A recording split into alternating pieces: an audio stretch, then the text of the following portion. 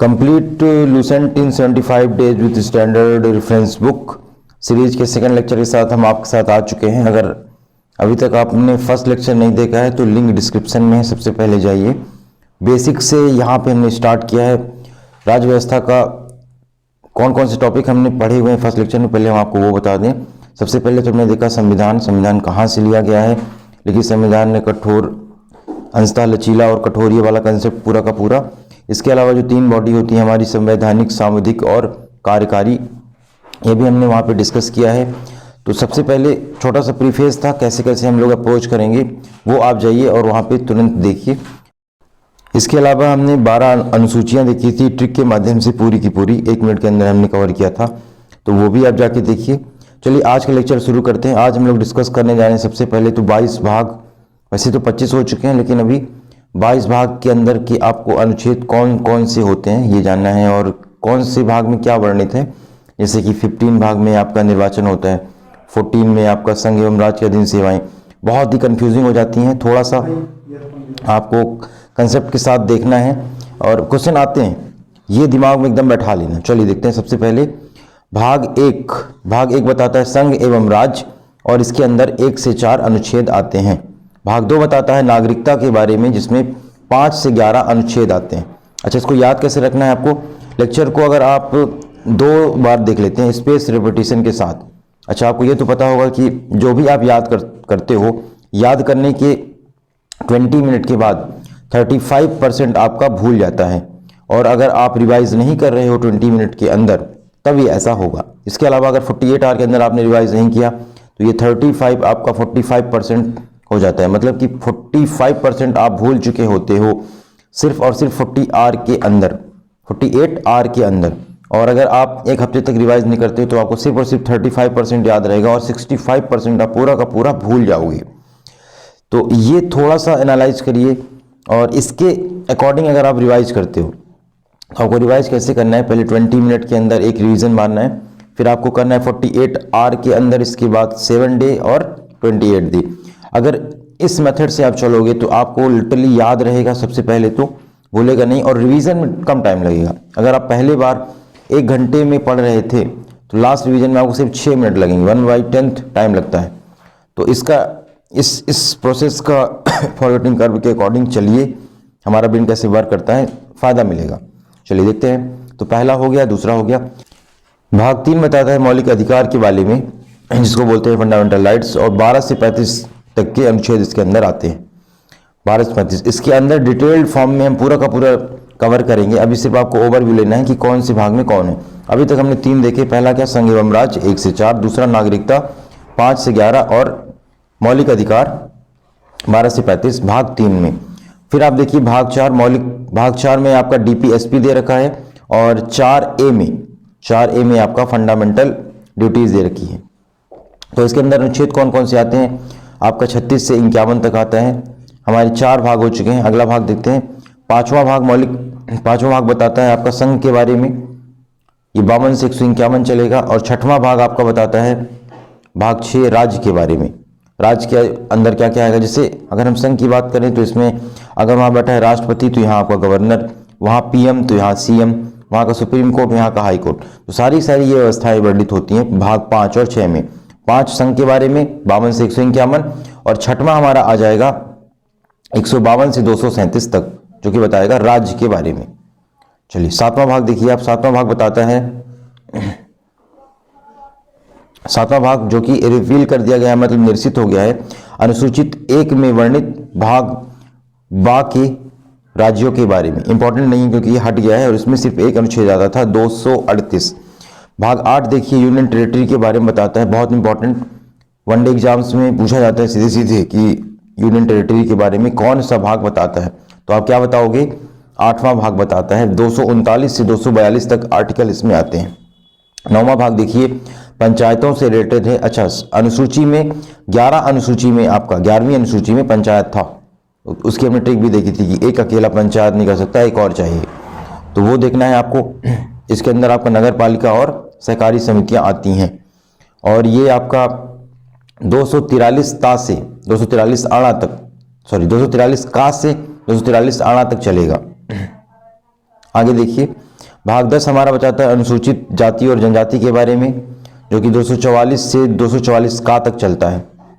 फिर आगे देखते हैं हम लोग, 11वां भाग आ चुका है। 11वां भाग बताता है हमारा संघ एवं राज्य के मध्य संबंध के बारे में। 245 से 263 तक के आर्टिकल इसमें आते हैं।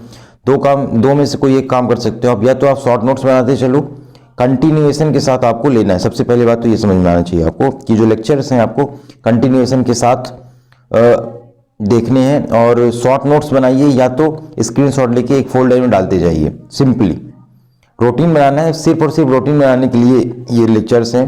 बाकी इन्फॉर्मेशन हर जगह है, आपका बुक में मिल जाएगा, हर जगह मिल जाना है आपको।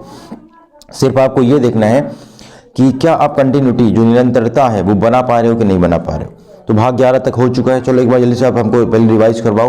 भाग 1 बताता है संघ एवं राज्य के बारे में, दूसरा बताता है नागरिकता, तीसरा बताता है मौलिक अधिकार के बारे में, चौथा डीपीएसपी, पांचवा बताता है संघ, छठवां बताता है राज्य, सातवां बताता है अनुसूची 1 में वर्णित जो राज्य थे वो हट चुका है, जो कि 8वां बताता है यूनियन टेरिटरी, 9वां बताता है पंचायत, और 10वां बताता है SC ST 244 से 244 का तक। अब हम 11वां देखते हैं संघ एवं राज्य के मध्य संबंध। यहां तक हमने कवर कर लिया। चलिए अगला भाग देखते हैं। भाग 12 वित्तीय संविधान एवं वाद के बारे में बताता है। 264 से 300 का तक अनुच्छेद इसके अंदर आते हैं। भाग 13 देखते हैं तो ये भारत की सीमा के अंदर व्यापार वाणिज्य समागम के बारे में बताता है, 301 से 307 तक। भाग 14 देखते हैं संघ एवं राज्य के अधीन सेवाएं, ये बहुत इंपॉर्टेंट है, इसमें आप स्टार लगाइए। और आपका निर्वाचन वाला भाग 15 308 से 323 तक हमारा संघ एवं राज्य के अधीन सीमाएं, जैसे MPPSC UPSC, ये सारा का सारा वर्णित होता है। और भाग 15 हमारा निर्वाचन के बारे में बताता है, 324 से 329 तक। अगला देखते हैं भाग 16 बताता है कुछ वर्गों के लिए विशेष उपबंध, 330 से 342। भाग 17 में बहुत इंपॉर्टेंट है, राजभाषा दे रखी है, 343 से 351 तक चलता है। और भाग जो हमारा 18 है आपातकाल, इसमें 352 से 360 तक आते हैं। 356 में राष्ट्रीय शासन है, राष्ट्रपति का शासन, और 360 आपकी फाइनेंशियल इमरजेंसी है। अंदर वाला पूरा का पूरा हम पढ़ेंगे, उसकी दिक्कत नहीं लेना है। अभी बेसिक से हमने स्क्रैच से शुरू किया है। अगर आपको ये पता है कोई बात नहीं, आपका रिवाइज हो जाएगा, और अगर नहीं पता है तो आपको पता चल जाएगा। दो ही चीजें होती हैं, या तो आपसे बनता है तो रिवीजन हो जाएगा, और नहीं बनता है तो आपसे बनने लगेगा, सिंपल सा। तो बस फॉलो करते रहिए। और PDF के लिए आप टेलीग्राम चैनल को ज्वाइन कीजिए, जिसकी लिंक डिस्क्रिप्शन में है, PDF मिल जाएगा आपको। इसके अलावा हम खेल कूद भी साइड बाई साइड शुरू कर रहे हैं। इसके अलावा जो हमारा एंशिएंट हिस्ट्री है, लूसेंट प्लस आपका सतीश चंद्रा विपिन चंद्रा NCERT से, वो भी हम लेके आ रहे हैं आपके लिए। और बस 75 डेज में एक बार कंप्लीट पैकेज आपको मिल जाएगा, सारे के सारे सब्जेक्ट कवर। तो फॉलो करिए बस डेली बेसिस पे। अगला देखते हैं हम लोग 19 आपका प्रकीर्ण के बारे में बताता है, 361 से 367 आर्टिकल्स इसके अंदर आते हैं। 20वां भाग बहुत इंपॉर्टेंट है, संशोधन के बारे में बताता है, और सिर्फ एक अनुच्छेद इसमें आता है, 368। अगला देखते हैं भाग 21। भाग 21 बताता है अस्थायी संक्रमणकालीन अवस्थाओं के बारे में, 369 से 391 तक अनुच्छेद इसके अंदर आते हैं। और लास्ट में बचता है कि प्रारंभ में संक्षिप्त नाम हिंदी भाषा के बारे में, 392 से 395। तो ये सारे के सारे आपके क्या हो गए भाग। जल्दी से एक बार आपको रिवाइज करना है, हम ही अभी करवा दे रहे हैं, और खुद से आप करो। पढ़ने के बाद सिर्फ और सिर्फ रिवीजन और प्रैक्टिस, दो ही चीज बचती है। तो भाग 1 बताता है संघ एवं राज्य के बारे में, 2 बताता है नागरिकता, 3 बताता है आपके मौलिक अधिकार के बारे में, 4 बताता है DPSP।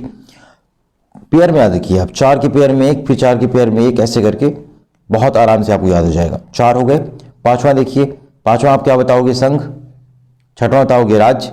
7वां बताओगे जो निरसित हो गया है, इंपॉर्टेंट नहीं है। 8वां आपका यूनियन एंड इट्स टेरिटरी। ये आपके 2 पेयर हो गए। अगले पेयर में 9 से 12 हम लोग देखते हैं। 9वां बता दोगे आप पंचायतें। 10वां बताओगे SC ST वाला अनुसूचित क्षेत्र, अनुसूचित जाति जनजाति। 11वां बताओगे आप संघ एवं राज्य के मध्य सेवाएं, या जो संबंध सेवाएं नहीं संबंध है। 12वें में आप बताओगे वित्तीय संविधान एवं वाद, खत्म। फिर 13, 14, 15, 16 आपको बताना है। तो 13 आप बता दोगे भारत की सीमा के अंदर व्यापार वाणिज्य समागम। 14 क्या बताओगे आप, संघ एवं राज्य के अधीन सेवाएं, और 15 बताओगे निर्वाचन।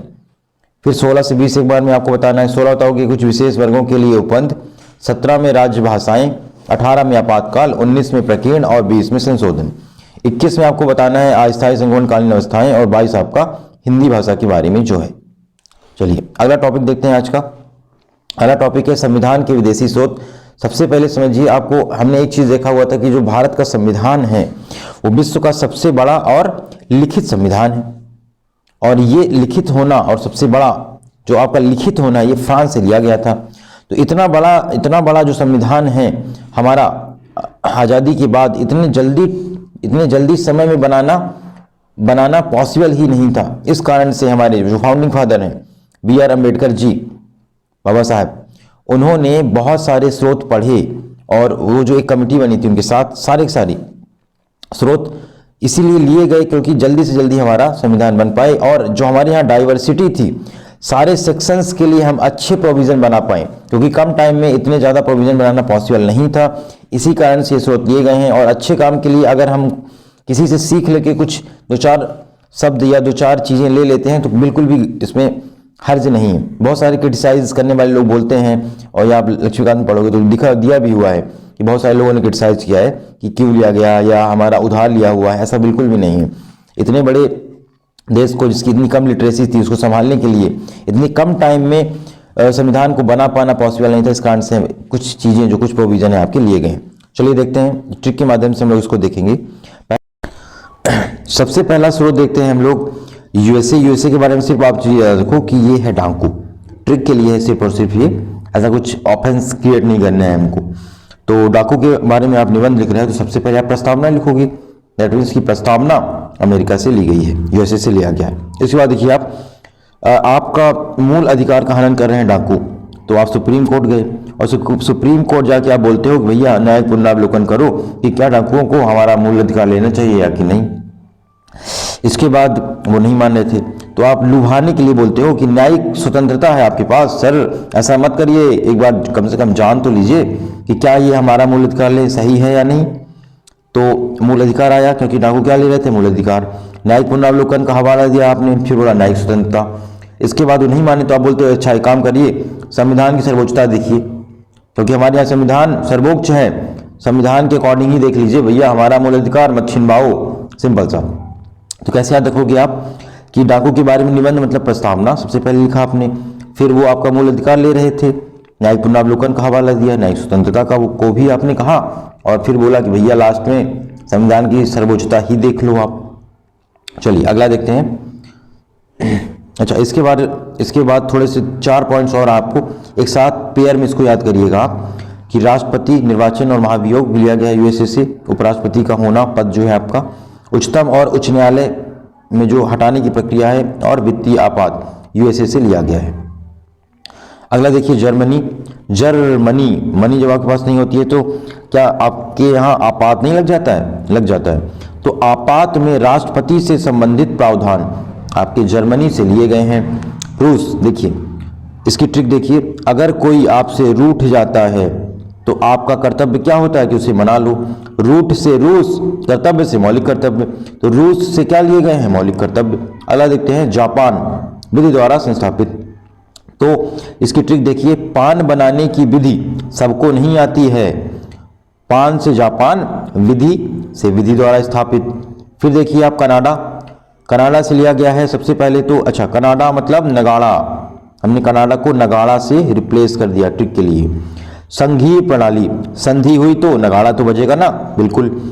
तो नगाड़ा से कनाडा, संधि हुई मतलब संघीय प्रणाली। इसके बाद अगर संधि हो गई तो विभाजन नहीं होगा, बिल्कुल। किसका? शक्तियों का, 3 सूचियों में संघराज समवर्ती।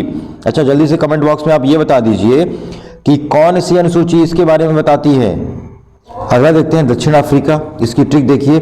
दक्षिण अफ्रीका, फ्रीका, देखिए फ्रीका से फ्रीका राइम कर रहा है ना, तो जो इंसान फ्रीका बैठा होता है वो क्या कहता है, चलो आओ भाई कुछ नहीं काम है तो संशोधन कर देते हैं। तो संशोधन अफ्रीका से लिया गया है। दूसरा, राज्यसभा के सदस्यों का निर्वाचन। वैसे भी आपको पता होगा ना कि बहुत सारे फिजूल वाले लोग तो नहीं कहेंगे, मतलब ऐसा कोई काम नहीं होता, बस जाके वहां बैठ जाते हैं। ट्रिक के लिए सिर्फ और सिर्फ ऑफेंस नहीं क्रिएट करना है। तो फ्रीका बैठे हुए थे राज्यसभा के सदस्य, और संशोधन फ्री में बैठे, चलो भाई संशोधन कर देते हैं। इसके बाद देखते हैं हम लोग आयरलैंड से याद रखो आप आयरन मैन। तो आयरन मैन के पास पावर होगी तो ये बताएगा कि भैया राज्य कैसे चले, उसका निर्देश देगा। तो आयरन मैन क्या दिया, राज्य के लिए नीति निर्देशक तत्व। दूसरा, राज्य के सदस्यों को कैसे मनोनीत करें, यह भी बताएगा आपका आयरन मैन।